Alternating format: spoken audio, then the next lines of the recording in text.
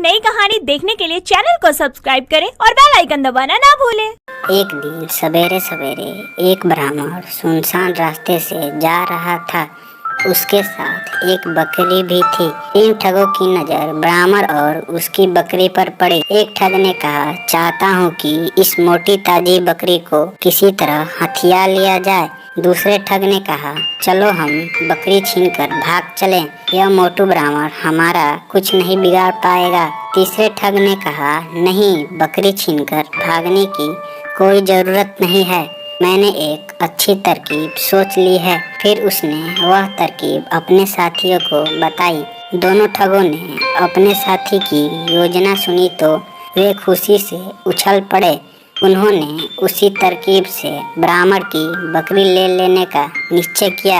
योजना के अनुसार एक ठग ने ब्राह्मण से जाकर कहा, पंडित जी प्रणाम, आपका यह कुत्ता तो बहुत अच्छा है, क्या यह शिकारी कुत्ता है? ब्राह्मण को यह सुनकर बहुत गुस्सा आया। उसने कहा, अरे बेवकूफ, चल दूर हट। कितने शर्म की बात है कि तू बकरी को कुत्ता कहता है। क्या आपके इस कुत्ते को मैं बकरी कहूँ तो आप मुझे बुद्धिमान मानोगे? हा हा हा हा। हंसता हुआ वह ठग चला गया। थोड़ी देर के बाद दूसरा ठग ब्राह्मण के पास आया। उसने ब्राह्मण से कहा, प्रणाम पंडित जी, ताजुब है आपके पास सवारी के लिए इतना मजबूत टट्टू है, फिर भी आप इसके साथ साथ पैदल जा रहे हैं। ब्राह्मण ने कहा, हे भगवान, अरे क्या तुम्हें यह बकरी टट्टू दिखाई दे रही है? ठग ने कहा, मैं तो समझ रहा था कि आप कोई विद्वान ब्राह्मण होंगे, पर आप तो सनकी लगते हैं। आपको तो टट्टू और बकरी में कोई फर्क ही नजर नहीं आता। यह कहते हुए वह ठग भी चलता बना। कुछ समय के बाद तीसरा ठग ब्राह्मण के पास आया। उसने कहा, पुरोहित जी प्रणाम, अरे आप इस गड्ढे को कहाँ लिए जा रहे हैं?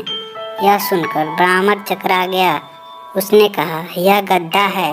बिल्कुल गड्ढा ही तो है, यह ठग ने दावे के साथ कहा। यह सुनकर ब्राह्मण घबरा गया। उसे लगा कि उसकी बकरी वास्तव में कोई पिशाचिनी है। वह समय समय पर अपना रूप बदलती रहती है। इसलिए ब्राह्मण बकरी को वहीं छोड़कर भाग खड़ा हुआ। यह देखकर तीन ठगों बहुत खुश हुए।